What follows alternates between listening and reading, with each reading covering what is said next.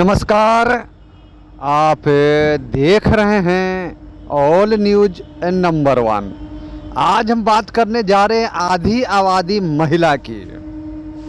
मामला क्या है समझने की चीज़ है। मामला है पूर्णिया सांसद पप्पू यादव ने महिलाओं के खिलाफ लगातार अशब्द बोलते आ रहे हैं और आज तो इतनी बड़ी घटना हो गई है कि महिला आयोग के अध्यक्ष के फोटो दिखा कर के वो क्या साबित करना चाहते हैं। उनका कहना है कि 90% महिला जो हैं राजनीतिक में आती है तो बेड शेयर करके आती है। ये कितना उचित है।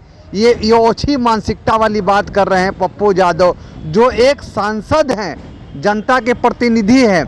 उनको एक महिला भी वोट दी है, एक पुरुष भी वोट दिया है, लेकिन आज ये लगातार 3-4 दिन से महिलाओं के प्रति अशब्द मर्यादा की बात कर रहे हैं। इसी बात को आहत हो करके अब तो ऐसा लग रहा है कि आम महिला तो छोड़िए, अब तो बिहार के उच्च पद पर बैठे हुए महिला आयोग के अध्यक्ष पर भी फोटो दिखा करके उंगलियां किया जा रहा है कि क्या कहें।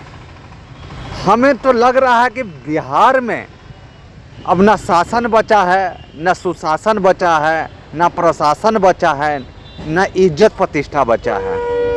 यानी डर नाम का, भय नाम का चीज़ ही नहीं है। पहले तो आम लोग करते थे, अब जनप्रतिनिधि भी करने लगे हैं।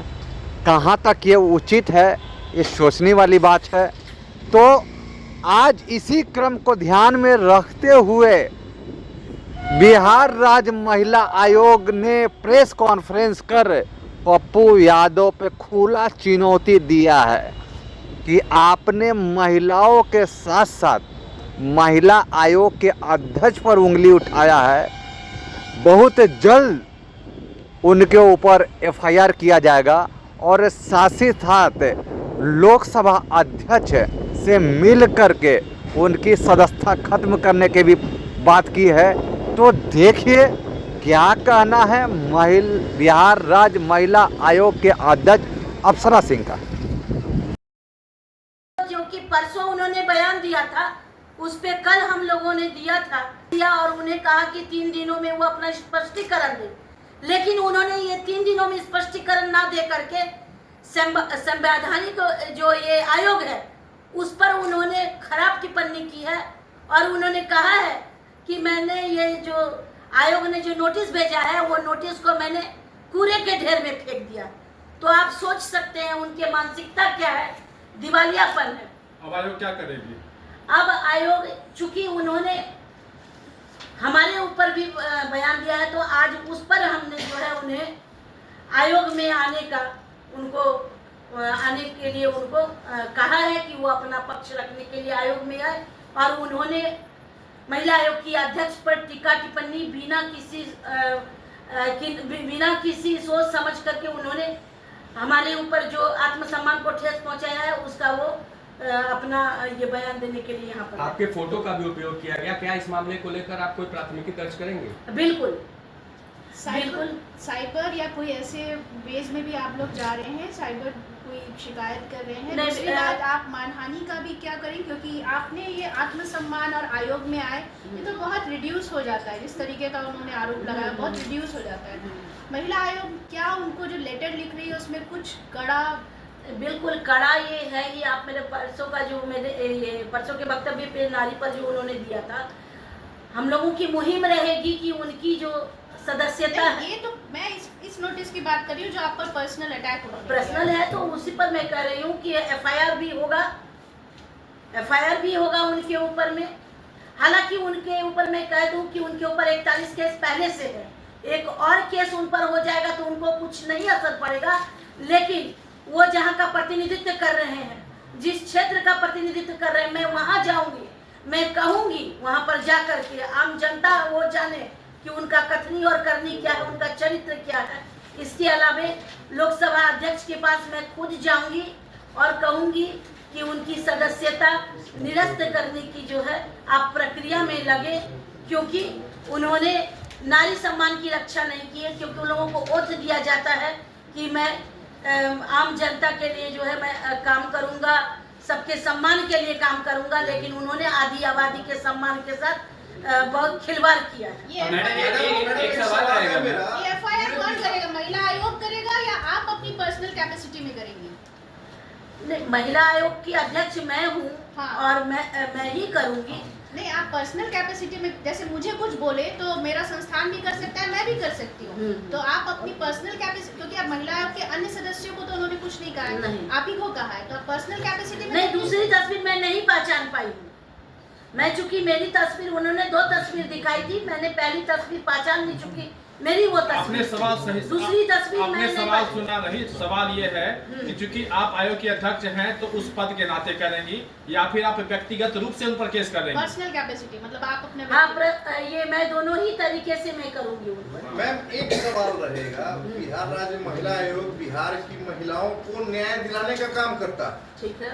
और बिहार राज्य महिला आयोग के अध्यक्ष पर ही पप्पू यादव टिप्पणी कर देते हैं, तो क्या माना जाए कि जब आप जैसी महिला जो अध्यक्ष है वो उनके सामने बेबस है, तो एक आम महिला का क्या स्थिति रहता होगा? आप क्या कर रहे हैं, कैसे बेबस हैं? आपने अभी कहा कि 41 केस केस ऊपर नहीं, है, मैंने कहा कि 42वां हो जाएगा तो क्या 41 कर लेंगे? कोई फर्क नहीं। अभी आपने आप, कहा ना। हमने कहा ना 41 केस, अगर उसमें 42 भी जुड़ जाएगा तो उनको कोई असर नहीं पड़ने वाला है। हाँ। उनको कोई असर नहीं पड़ने वाला है। वो आपकी केस और बेबसी जो प्रकट नहीं, करवा ये मेरी बेबसी नहीं प्रकट कर रही है। मैं आज आप लोगों को यहाँ पर बुलाई हूँ, मेरी सक्षमता है।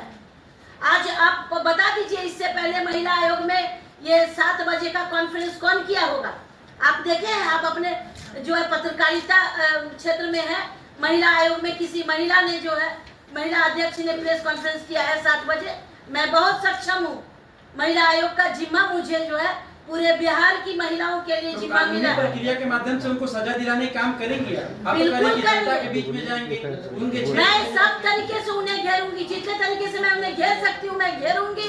वो समझ में आएगा उनको कि उन्होंने किस पर हाथ दिया है, उनको पता चल जाएगा कि वो गलत नंबर पर डायल किए। मैडम, एक सवाल था, जैसे विपक्ष अगर कुछ टीका टिप्पणी करती है तो महिला आयोग जो है वो स्वतः संज्ञान ले लेती है, वही अगर सत्तारूढ़ दल के अगर कोई विधायक अगर कुछ कहते हैं तो उन पे कोई कार्रवाई नहीं बिल्कुल होती। गलत है। आप महिला आयोग की कार्रवाई को नहीं देख रहे हो, नहीं देख रहे हैं। आप इससे पिछला भी बहुत सारा आप देखिए कि हमने जो है कि जो हमारे पक्ष के जो भी हैं पप्पू यादव पे स्वतः मैडम- संज्ञान लिया गया, लेकिन पवन कुमार पे नहीं लिया गया।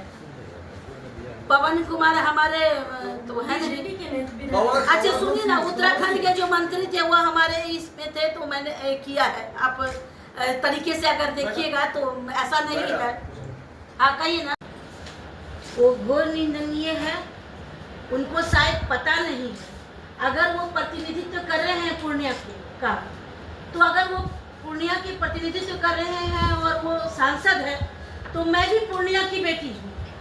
तो आज ये अस्मिता की लड़ाई है कि उन्होंने क्या सोच करके पूर्णिया की बेटी को इन्होंने बहुत खराब शब्द का इस्तेमाल किया और हमारे फोटो का दुरुपयोग किया।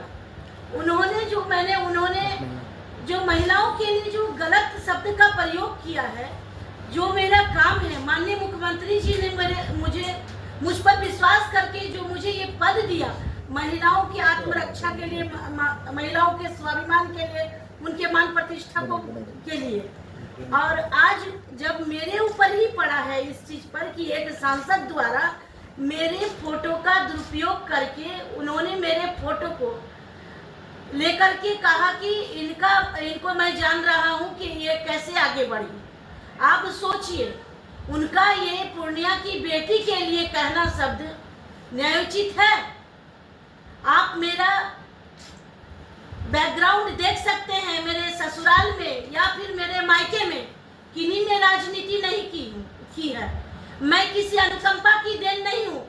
मैंने छात्र जदयू की राजनीति की, मैं समता पार्टी से जुड़ी रही। उस जमाने में जब महिलाएं निकलती नहीं थी घर से, मैंने राजनीतिक कैरियर शुरुआत की। उसके बाद मैं यूथ की राजनीति की। तकरीबन 18 साल मेरा यूथ राजनीति में रहा और मेरे इर्द गिर्द चारों तरफ पुरुष वर्चस्व ही रहा। लेकिन उसमें भी मेरे ऊपर कलंक का कोई छींटा तक नहीं लगाया। मैं बांकीपुर विधानसभा की प्रभारी रही। मैं उसके बाद यहाँ पर महिला आयोग में बनी। मेरे कर्मों का ये प्रतिफल, मैंने काम किया एक सच्चे कार्यकर्ताओं को ये वाजिब हक मिला कि मुझे अध्यक्ष पद पे सुशोभित किया गया, और उस पर भी हमारे सांसद महोदय का ये कहना कि ये कैसे आगे बढ़ी, ये शब्द थू है, इन पे छी है, इनकी जितनी घोर निंदा की जाए कम है। क्या महिला आयोग इसको लेकर सांसद पप्पू यादव को नोटिस करेगा या कोई सब्सक्राइब करें, लाइक करें, कमेंट करें, शेयर करें, फॉलो करें। धन्यवाद।